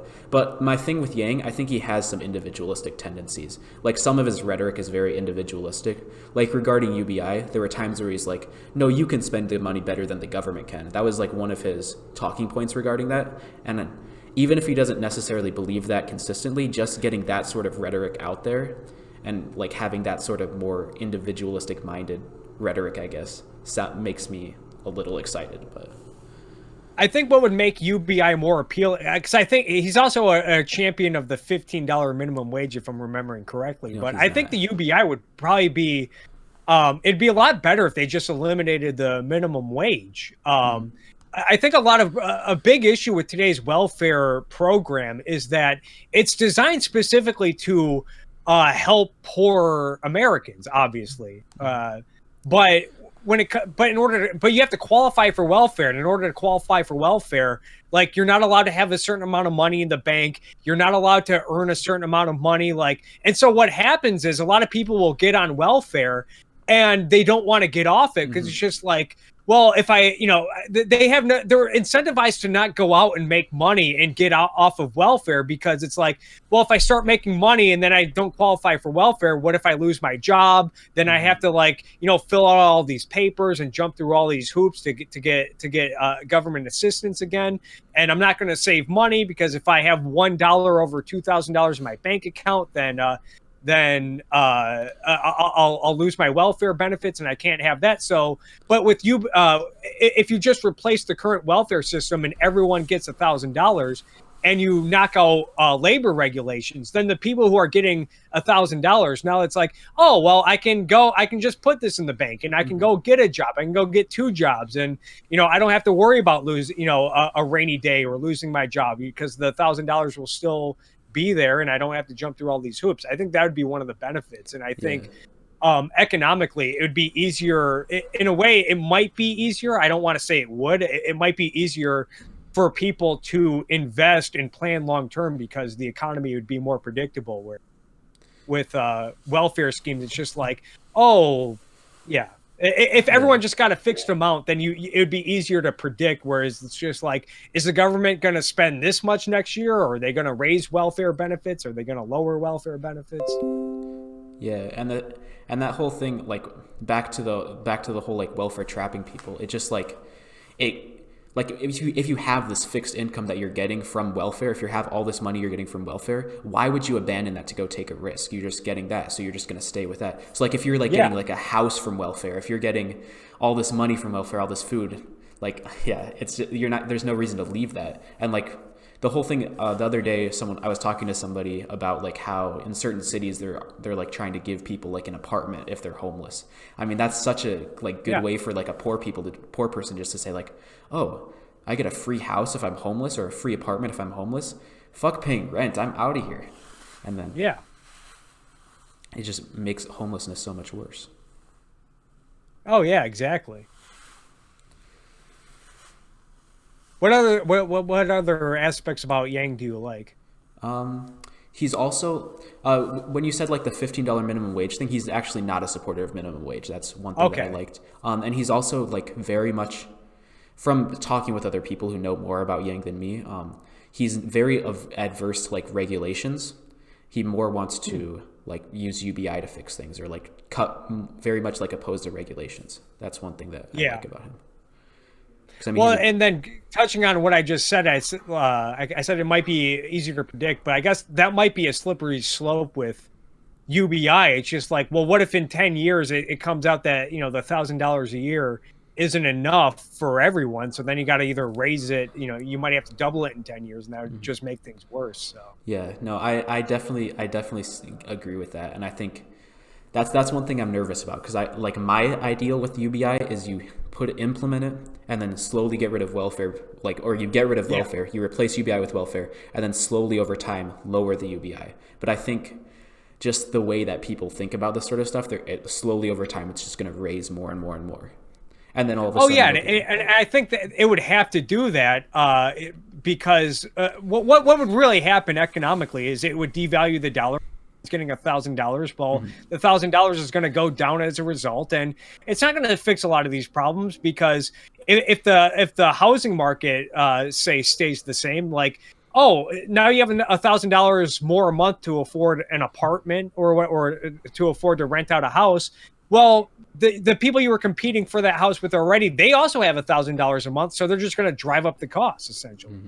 Yeah, definitely. Like, I agree with all this, and that's the, like, a lot of Yang supporters I argue that with, like, because I don't think UBI is ideal in the long run. I just think if we can get, like, maybe get a Republican Congress in, and maybe if Republicans decide to have some balls today and stand up for for some stuff that at least what they used to believe in, like deregulation and get rid of welfare, like they could like say, okay, Yang, you can have your UBI, but you got to get rid of welfare too in the same bill. Yeah. And like, well, yeah, like I said, I mean, one of the benefits about Yang, I just think practically, I don't think he'd be able to get UBI partly because of the VAT tax, but I just don't see Congress going along with a program that's that costly. And additionally, I don't think they would be willing to scrap the current welfare state or any of it. And I think that's what would be required to actually get it through Congress. So yeah, I agree with that. But hey, if that's the hope we got, but we don't got much, honestly. My biggest fear about any Democrat president, and I guess this isn't much different from Trump, but like say they get in and there's some economic crisis or whatever, like they'll totally resort to more spending and government intervention in the economy. And then it just makes the bubble bigger and bigger for the next collapse. Yeah. It just doesn't. Yeah, we're just prolonging like the ultimate collapse. Ultimately, that's what it feels like. At least we just bloat the bubble more and more every time it starts to deflate. We just bloat it more and more. I mean, the collapse has to come eventually, but yeah, we'll see. I guess the reason why I made that point was because a lot of times I'll talk to myself. I'm like, maybe a Democrat wouldn't be so bad if we had a Republican Congress, and then you get gridlock for 4 years, and then maybe in 4 years we can get a better Republican candidate. But then at the same time, but again, like if there's like an economic crisis or something, I think the Democrats would, whoever's in charge would really push for more government intervention. Yeah. I think, honestly though, I think historically a Democrat president and a Republican Congress has been the best, at least with regards to like economic stuff, because like I think when Bill Clinton was president, he cut spending quite a bit, didn't he? Yeah.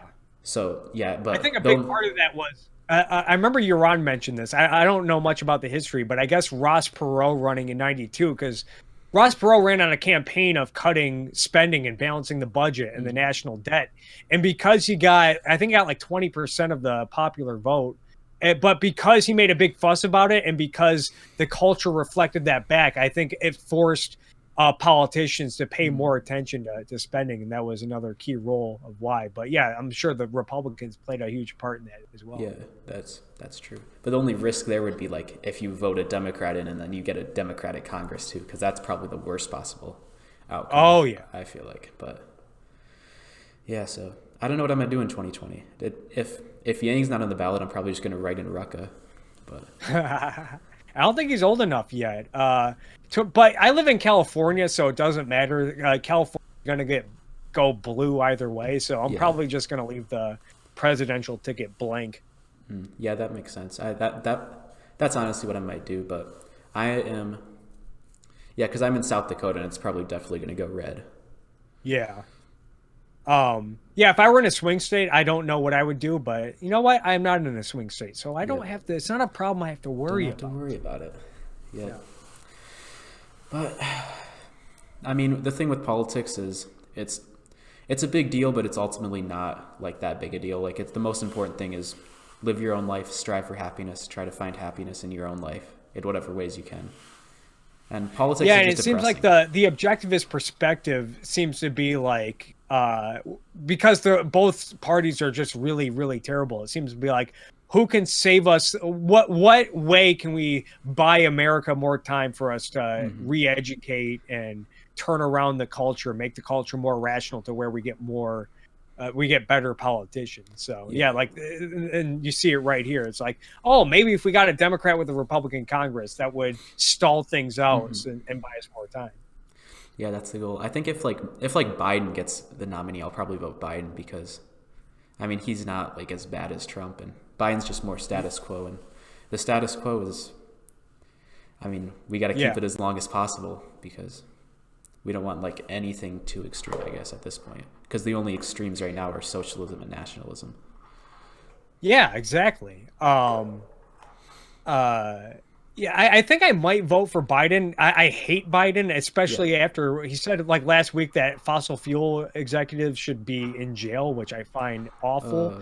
I guess the reason why I would support Biden is to show that like it's just give the finger to the AOCs and the Bernies and say, look, I'm an American that doesn't want socialism. I want more moderate Democrats, and this is, and I want I want the Democratic Party to be less socialistic. But it seems like all the indicators show that the Democratic Party and the younger ones are just want more socialism. Yeah. So.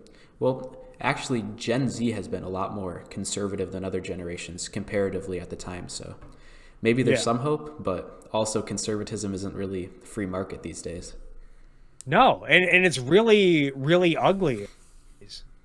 You look at what's the answer to the AOCs of the world? It's Nick Fuentes, it's Lauren Chen, it's Liberty Hangout, and what's her face, Caitlin Bennett, and all these people are awful. Yeah, no, it's terrible. I guess I shouldn't say that, but Lauren Chen isn't nearly as bad as those other people mentioned. But she's not that good. No, she's very much just trying to helping Kyle Kalinske sell his Medicare for All plan. Like, oh well, maybe if you do it at the local level. God, that's throwing property rights in the trash so she can have an excuse to regulate Google. Yeah, it's. But the whole I hate the whole like local level, national level argument. Like, oh, it's terrible if the national government violates your rights, but if your city wants to, I mean, that's fine. They can do whatever they want. Oh yeah.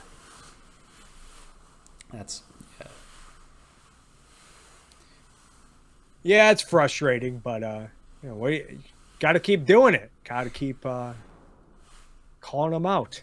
Yeah. Hopefully someday. Look at YouTube right. What's up? Never mind. Oh, so hopefully someday we get some people like us up there in the YouTube search, but we'll see. Hell yeah, man. Anything else you wanted to say or talk about? Nothing else really. That's all I was really planning on from what I remember. Yeah. Hell yeah, man. Well, thanks for reaching out to me and doing this. Thanks can't for wait to watch it back and keep doing what you're doing. I like seeing more objectivists on YouTube. It seems like we're getting more. Yeah, thank you, man. All right. Oh yeah. So thank you all for watching. And go Pistons! Go Celtics. I mean, it's looking like we're not going to win. Yeah, let's check it out. Maybe the game is over. Yes, the final. Pistons 116, Celtics 103. So we'll not make the playoffs, but we got one on the Celtics this year. That's true. All right. Nice talking to you, man. I'm going to just say bye to the video. And thank you all for watching. I hope to see you all in the next video. Peace. Later.